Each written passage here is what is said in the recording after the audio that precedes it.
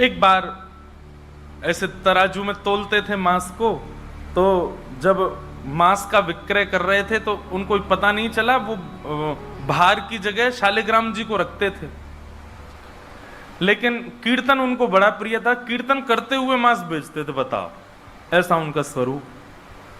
एक बार एक महात्मा वहां से निकल रहे थे, तो महात्मा ने जैसे ही देखा, वो तो देखते ही पहचान गए, मुंह पे कपड़ा रख करके जा रहे थे, तो देखा कि ये तो शालिग्राम जी हैं। तुरंत, अरे तुम क्या कर रहे हो, बहुत बड़ा पाप है, ये तो साक्षात शालिग्राम जी हैं। उसने कहा, महाराज मुझसे गलती होगी, मुझे तो पहचान है नहीं। बोले, लाओ इनको मुझको दो। शालिग्राम जी ले लिए महाराज, जाकर के शुद्ध नदियों के जल से स्नान कराया, पंचामृत स्नान कराया, इत्र लगाया, चंदन लगा करके चांदी के सिंहासन पर बैठा के माला पधरा दी, ठाकुर जी का कीर्तन, बढ़िया खीर बना के भोग लगाई, और खूब रोए महात्मा। बोले कि नाथ, आप भी कहाँ के कसाई के यहाँ बैठे थे, अब आप विराजो, प्रेम से रतन सिंहासन पर विराजो।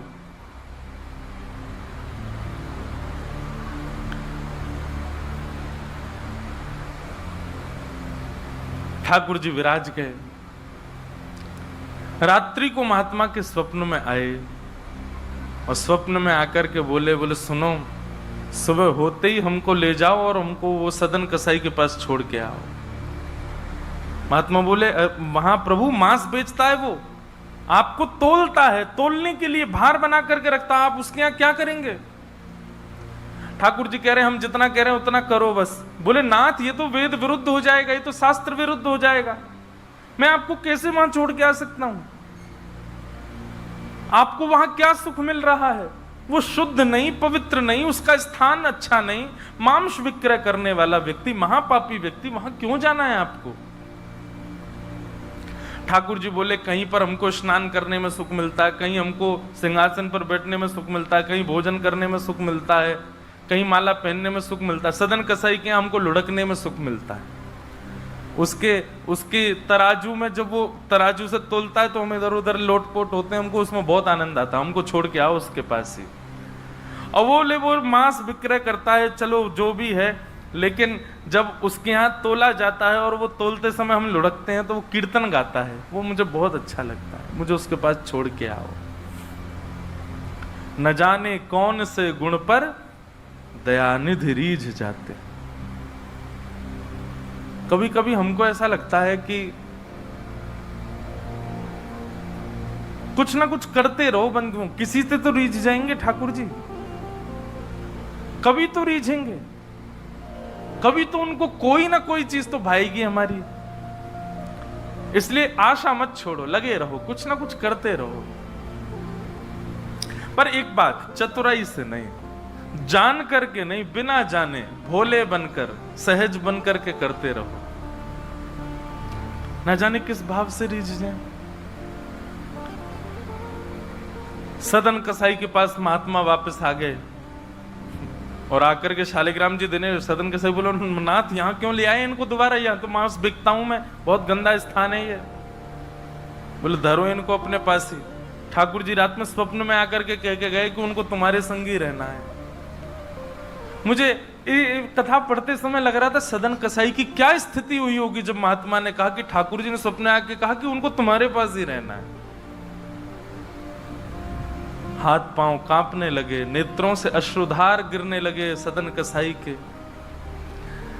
मन में विचार करते हुए कहता है कि मैं इतना पापी, इतना गंदा इंसान, और ये ठाकुर जी मुझसे मिलने के लिए मेरे पास चले आए। मैं इनके लिए इतना भी नहीं कर सकता कि ये दूषित काम ना करूं। ज्यादा से ज्यादा क्या होगा, भोजन ही तो नहीं मिलेगा मुझे, धन ही तो नहीं कमाऊंगा, लेकिन इससे बड़ा और धन क्या चाहिए कि ठाकुर जी मेरे से मिलने के लिए व्याकुल हो रहे हैं। उसी समय सदन कसाई ने अपनी दुकान बेच दी, सब काम बंद कर दिए और बस अपने ठाकुर जी के लिए जीवन जीने लगा। आप मुझसे मिलने के लिए तड़प रहे थे, नाथ अब मैं तड़पूंगा आपसे मिलने के लिए, मैं आऊंगा आपसे मिलने के लिए। और निकल पड़े सदन कसाई जगन्नाथपुरी की ओर। पूछा लोगों से, कहां है पुरी? लोगों ने दिशा बता दी। बोले, वहीं विराज रहे हैं जगत के नाथ, वहीं विराज रहे हैं साक्षात नंदन नंदन। एक बात बताएं बंधुओं, सतयुग, त्रेता, द्वापर, कलयुग, 4 युग हैं। सतयुग के पूज्य ठाकुर जी, अर्चनीय ठाकुर जी हैं श्री बद्रीनाथ भगवान। सतयुग के जितने भी लोग हैं उनकी मनोकामना पूर्ति हो, उनकी सिद्धि पूर्ति हो, उनकी अर्चना का केंद्र हो, उनकी साधना का केंद्र वो बद्रीनाथ ही है। सदन कसाई निकल पड़ा जगन्नाथपुरी की यात्रा पर। बस बार बार उसके मन में एक ही भावना आती है, आप मेरे से मिलने के लिए तड़पे थे, आप मेरे पास रहने के लिए तड़पे थे, मैं आऊंगा आपसे मिलने के लिए। और निकल पड़ा।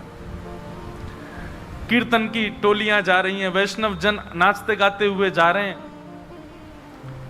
जैसे जैसे वैष्णवों की टोलियां और कीर्तन की टोलियां निकलती हुई देखे सदन कसाई, उसका मन हो कि मैं भी चला जाऊं। तो जो लोग पहचानते थे वो लोग कह देते थे, अरे कसाई है ये। तो सब लोग उसको कहते, भाई तुम हमसे दूर चलो, हमारी टोली में चलोगे, हमारे संग बैठ के खाओगे पियोगे, हम सब अपवित्र हो जाएंगे। जिस मार्ग पर सब लोग चल रहे हैं, सदन कसाई उस मार्ग से उतर करके चल रहे हैं। कहीं मैं इस मार्ग पर चलूंगा, मेरे चलने से मार्ग अपवित्र हो जाएगा। और स्मरण कर रहे हैं महाप्रभु श्री जगन्नाथ जी का। चलते चलते बंधुओं, मुझे ऐसा लगता है आजकल तो ऐसे चित्र हो गए हैं, हम लोग कहीं भी दर्शन कर लेते हैं महाप्रभु जी का।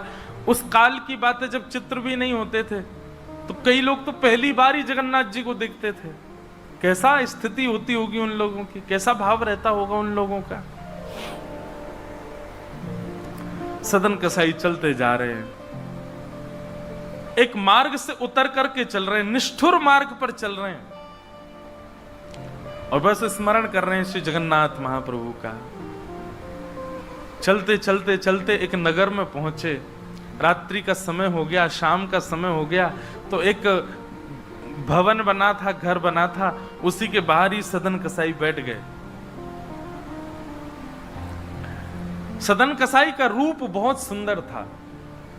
नेत्र, उनके केश, उनके मुख की आकृति, उनकी भुजाएं बहुत सुंदर थे। भले ही कसाई थे पर सुंदर थे। तो जिस भवन के बाहर बैठे, वहां भवन की अंदर एक गृहिणी वो निकल करके बाहर आई, और उसने जैसे ही सदन कसाई को देखा, उसका मन आ गया उन्हीं के ऊपर। शाम का समय, सदन कसाई को लोभ देने लगी, और उसने इशारा करके कहा कि भीतर आ जाओ। तो सदन कसाई ने उसकी ओर देखा, और उनके मन में तो बस जगन्नाथ जी बैठे हैं, कोई ऐसा भाव तो दूषित था नहीं। उन्होंने इशारा कर दिया, कुछ इशारा किया, और उस इशारे को उस कन्या ने, उस महिला ने ऐसा समझा कि मानो ये कहना चाह रहे हैं कि तुम भीतर जाके पहले अपने पति का वध करो, तब मैं रहूंगा तुम्हारे साथ। और बंधुओं एक बात बताएं, विषय जब माथे पर बहुत तीव्रता से चढ़ता है ना, वासना जब बहुत तीव्र चढ़ जाती है, तो व्यक्ति ये भी विचार नहीं करता मैं क्या कर रहा हूं। वो कितनी भी कथाएं सुन रहा हो, कितनी भी कथाओं में जा रहा हो, पर विषय जब उसके हृदय में होता है तो वो बिल्कुल विवेक शून्य हो जाता है।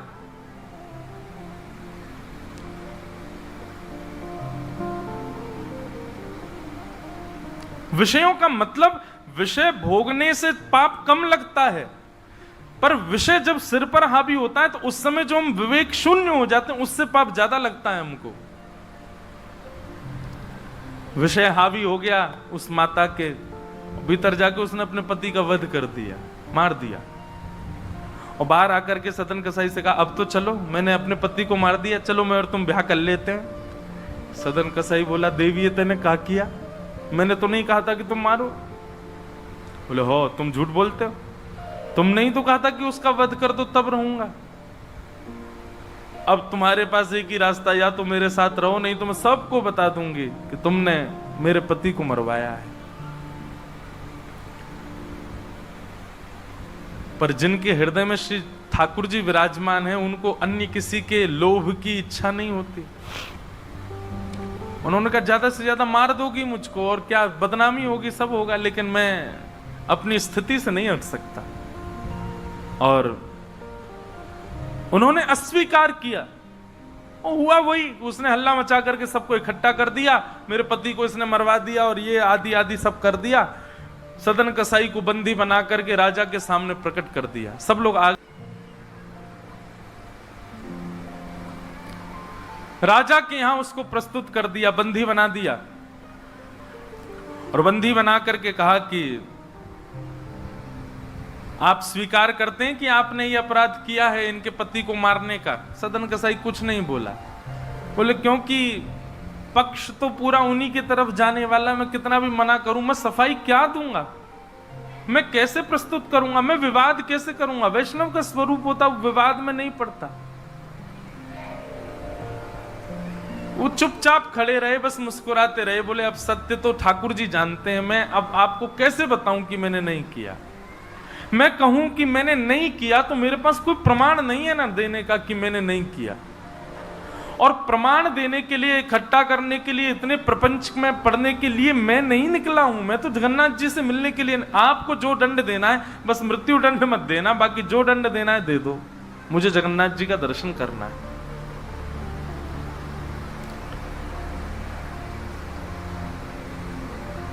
राजा ने सदन कसाई की बात तो मानी कि मृत्युदंड तो नहीं दिया, पर कहा कि जिन हाथों से तुमने उस व्यक्ति का वध किया उन हाथों को हम काट देंगे। सदन कसाई बोले मैंने एक बार एक कथा में सुना है कि श्री जगन्नाथ जी की भी भुजा नहीं है, लो काट दो। जैसे मेरे स्वामी वैसा मैं, और अपनी दोनों भुजाएं आगे कर दी। मेरे स्वामी भी तो ऐसे ही रहते हैं। अच्छा, एक बार की बात है, गोस्वामी तुलसीदास जी दर्शन करने गए जगन्नाथ जी का, और जैसे ही जगन्नाथ जी को देखा तुरंत नेत्र बंद कर लिए। बोले राम राम राम राम जी, मैंने क्या देख लिया? तुरंत बाहर निकल करके आए, भागे मंदिर से दूर। किसी ने रोका, बोले क्या हो गया गोस्वामी जी? बोले ये मेरे ठाकुर जी हैं ही नहीं। कैसे ठाकुर जी? इनकी तो आंख पिघल गई, मुख पिघल गया, हाथ पिघल गए, पैर है नहीं, ये मेरे ठाकुर जी कैसे? मैं तो अभी रात में तो कहीं नहीं जा सकता, पर सुबह होते ही चला जाऊंगा, मैं जीवन में कभी नहीं आऊंगा। इतने ज्यादा भयभीत हो गए। रात्रि में गोस्वामी जी जैसे ही सोए तो महाप्रभु जगन्नाथ जी उनके स्वप्न में आए, धनुष बाण हाथ में लेकर के राघवेंद्र सरकार प्रकट हो गए। बोले भगवान वजह से है? गोस्वामी जी बोले मेरी वजह से? बोले हाँ, तुमने मानस जी में लिखा है बिन पग चलहि सुनहि बिन काना। वो बिना पैर के चलता है परमात्मा, बिना कानों के सुनता है।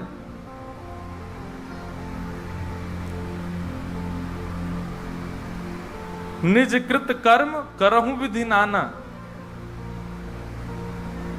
बिना हस्त कमल के कई सारे काम कर देता है। अब आपके पास दो ही तरीके हैं, या तो हमारे इस रूप को स्वीकार करो, नहीं तो चौपाई को जाके मिटा दो मानस जी से। तब गोस्वामी जी को भेद पता चला। जय हो भगवान, क्षमा करो मुझे, मैं तो आपके रूप को जान ही नहीं पाया। तो अगले दिन दर्शन करने गए, तब वही रूप बिन पग चलहि, बिना पैर के चलते हैं। और ऐसे कोई दुनिया का ठाकुर नहीं चलता जैसे जगन्नाथ जी चलते हैं। कोई भी ऐसा प्राचीन मंदिर आप बताओ जिसका ठाकुर निकल के बाहर आता हो, पूरे वैष्णवों के मेला के साथ में चल के जाता हो, एकमात्र श्री जगन्नाथ जी। और सुनो, आप लोग कभी दर्शन करना, श्री जगन्नाथ जी मंदिर में जाओगे तो जो गरुण स्तंभ है, जहां पर गरुण जी विराज सब लोग गले मिलते हैं, वहां पर उस गरुण स्तंभ के पीछे भोग घर है ठाकुर जी का। ठाकुर जी का जो प्रसाद है वो वहां रखा जाता है, गरुण स्तंभ के पीछे। और श्री जगन्नाथ जी कहां बैठे हैं? भीतर गरुण स्तंभ वाला सभागृह, फिर उसके बाद एक सभागृह और है, फिर तीसरे गर्भगृह में वहां जगन्नाथ जी बैठे हैं। मतलब जगन्नाथ जी से और जगन्नाथ जी का जो भोग घर है, जहां पर भोग रखा जाता है, वो कितना दूर है? 1 2 3 तीसरी बेड़ी पार करके है। और आप कभी भी देखना, महाप्रसाद का भोग वहीं लगता है। ठाकुर जी को इतनी दूर रखा जाता है भोग, क्यों? बोले महाप्रसाद रखने के बाद में, और मंदिर जब बंद हो जाता है थोड़ी बहुत देर के लिए, हम खुला भी रहे, वैष्णव दर्शन करें, भोग घर का किवाड़ खोल देते हैं। इतनी दूर से ठाकुर जी कैसे भोग लगाते हैं? बोले आजान बाहु है ना, ऐसे भुजा करके ऐसे भोग लगाते हैं ठाकुर जी, लंबी लंबी भुजाओं से अपनी भुजाओं से भोग लगाते हैं। तो बिना हाथों के सब क्रिया कर रहे हैं, बिना कानों के सुन रहे हैं, बिना पैरों के चल रहे हैं। सदन कसाई ने अपने दोनों हाथ आगे किए और राजा के दूतों ने उनके हाथ काट दिए।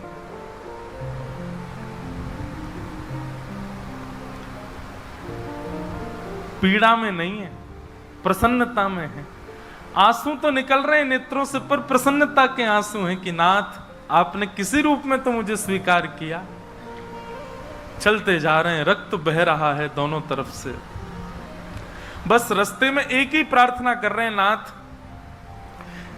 है तो ये शरीर ही, और यही माध्यम है मुझे आपके दर्शन का। इसमें जो ये पीड़ा हुई है, जो रक्त संचार हो रहा, रक्त जो निकल रहा है, बस इससे केवल ठाकुर जी इतना रक्त बचने देना भीतर कि मैं जगन्नाथपुरी पहुंच जाऊं, आपका दर्शन कर लूं, उससे पहले मेरे प्राण ना निकल जाए। और चलते जा रहे हैं। ऐसी लगन हमको कभी नहीं लग सकती बंधुओं, इस जन्म में तो नहीं लग सकती। हम लोग केवल बड़ी बड़ी बातें कर सकते हैं, बड़ी बड़ी बातें सुन सकते हैं, ऐसे प्रेमी हम जगन्नाथ जी के कभी नहीं बन सकते।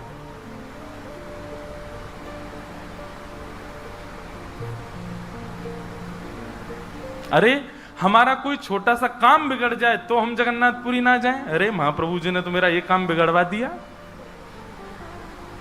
यहां तो हाथ पांव कटवा देते हैं वैष्णव ठाकुर जी से मिलने के लिए। सदन कसाई जैसे ही श्री क्षेत्र में उन्होंने प्रवेश किया, और जैसे ही प्रवेश किया ब्रह्म वेदी पर श्री जगन्नाथ जी झूमने लगे।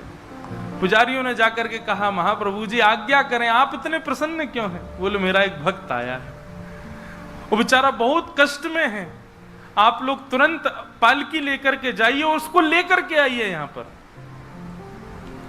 पुजारी सब पालकी लेकर के दौड़े और पुरी में प्रवेश कर रहे वैष्णवों से पूछने, अरे भैया महाप्रभु जी का कोई भक्त आया है क्या? महाप्रभु जी ने पालकी भेजी है उसको ले जाने के लिए। महाप्रभु जी आज बड़े प्रसन्न हैं, उनका कोई परम वैष्णव भक्त आया है। तो सदन कसाई ने जैसे ये बात सुनी कि पुजारी हल्ला कर रहे हैं, कोई बहुत बड़ा भक्त आया है, महाप्रभु जी ने उसके लिए पालकी भेजी, तो सदन कसाई इतने खुश हो गए, बोले आज ठाकुर जी के दर्शन तो होंगे, उनके एक प्रिय भक्त के भी दर्शन हो जाएंगे, कितना मेरा सौभाग्य होगा। और रही बात, मैं तो बहुत बड़ा पापी हूं, मैं तो रास्ता भर यही सोचता आ रहा था कि मैंने इतना पाप किया, इतना मांस बेचा है जानवरों का, महाप्रभु जी पता नहीं मुझसे नाराज होंगे। पर आज लगता है कोई परम वैष्णव भक्त आया तो महाप्रभु जी का मूड बढ़िया होगा, आज प्रसन्न होंगे।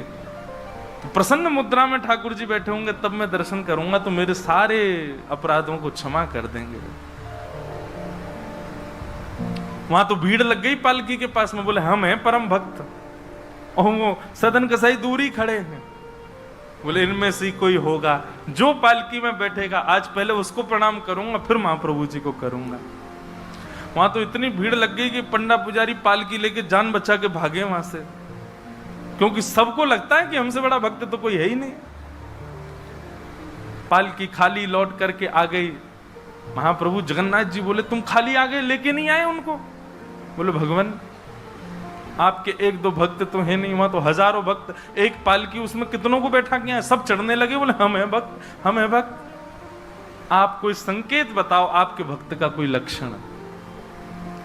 श्री जगन्नाथ प्रभु के नेत्रों सजल हो गए, बोले मेरी तरह उसके भी हाथ नहीं है, जो आया है वही है मेरा भक्त, उसको